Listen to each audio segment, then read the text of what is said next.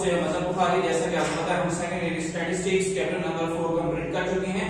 अब हम chapter number 5 यानी चैप्टर नंबर 14 की तरफ बढ़ते हैं। चैप्टर नंबर 14 है simple linear regression and correlation, lecture number 15।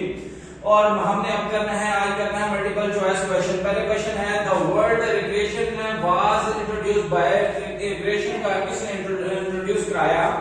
Karl Pearson ने, फ्रांसिस गल्टन ने, आर ए फिशर ने, no one of the these is accurate. इसके आंसर हमारे पास है फ्रांसिस गल्टन ने इंट्रोड्यूस कराया था। क्वेश्चन नंबर 2 की तरफ बढ़ते हैं। Simple linear regression and variable depend upon, simple regression linear regression जो है वन वेरिएबल डिपेंड अपॉन किस पे करता है? One dependent variable, two dependent variable, one independent variable, one और more than one independent variable.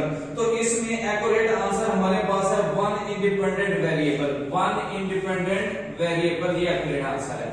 Question number 3 की तरफ बढ़ते हैं। When dependent of a variable on a single independent variable is studied, it is called, वो क्या कहलाता है? Simple regression कहलाएगा, टू वेरिएबल रिग्रेशन कहलाएगा, मल्टीपल रिग्रेशन कहलाएगा, बोथ ए एंड बी। तो एक्यूरेट आंसर है सिंपल रिग्रेशन। क्या कहलाता है? सिंपल रिग्रेशन कहलाता है, याद रखिएगा।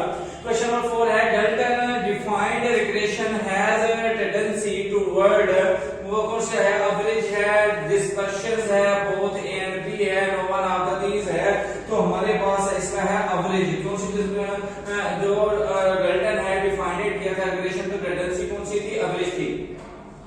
क्वेश्चन नंबर 5 पर बढ़ते हैं। इफ हमारे पास y is equal to 2 plus 0.6x है, then half y intercepts is, y intercepts क्या होगा? 0 होगा, 2 होगा, 0.6 होगा, no one of the these होगा। तो इसमें से हमारे पास है वो क्या होगा? 2 होगा, यानी कि y intercepts क्या होगा? 2 होगा। तो क्वेश्चन नंबर 6 की तरफ बढ़ते हैं। the sign of regression coefficient byx and bxy are always same, different, positive, negative। तो हमारे पास इसका एक्यूरेट आंसर है सेम होते हैं।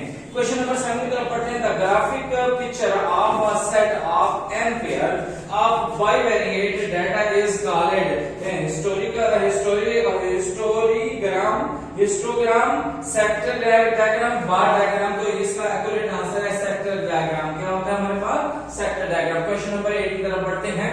In regression, the independent variable is assumed to be random variable, no random variables, fixed, no of these। ये चार option हमारे पास मौजूद हैं क्वेश्चन नंबर 8 के।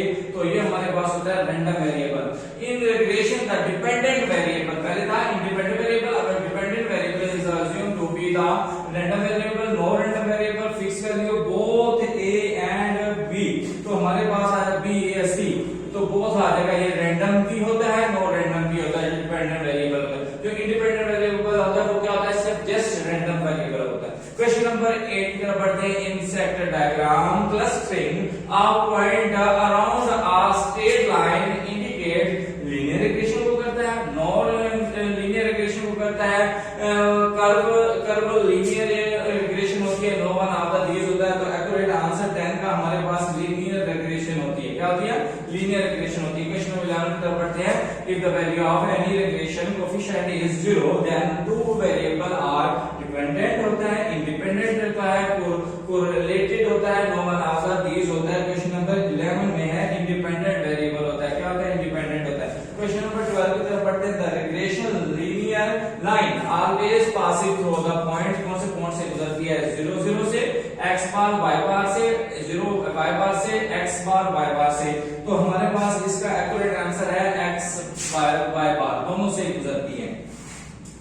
The sum, question number 13, the sum of square of the deviation of the observation value from the regression line is, तो regression line क्या होगी? 0 होगी, least और maximum होगी, minimum होगी, maximum होगी, no one of these होगी। तो इसका एक्यूरेट आंसर हमारे पास है least और minimum होगी, least और minimum होगी। क्वेश्चन नंबर 14 की तरफ बढ़ते हैं। The simple linear regression coefficient is charges by, origin होता है, स्केल होता है, बोथ ओरिजिन एंड स्केल होता है, नो वन ऑफ दीज होता है। तो इसका एक्यूरेट आंसर है बोथ ओरिजिन एंड स्केल होता है, बोथ ओरिजिन एंड स्केल होता है।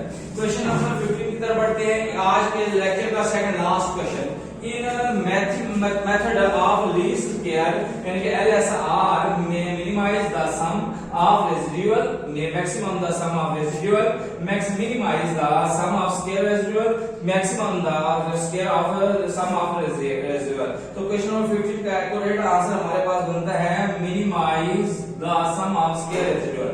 क्वेश्चन नंबर लास्ट आज के लेक्चर का, in simple linear regression model, ये हमारे पास गिवन है, which of the following statement is the true of the beta value. तो बीटा वैल्यू के लिए कौन सा यूज ट्रू होगा? It is intercept on y axis. B part है, it is rate of increasing in y per unit increasing in x। C part है, is rate of increasing in x per unit increasing in y। It is an error term, तो इसका correct answer है it is rate of increasing in x per unit. हमारे अगर video आपको पसंद आई हो, हमारा ये लेक्चर पसंद आया हो, नेक्स्ट लेक्चर के लिए हमारी वीडियो को लाइक करें और हमारे चैनल को सब्सक्राइब करें और बेल आइकन दबाएं।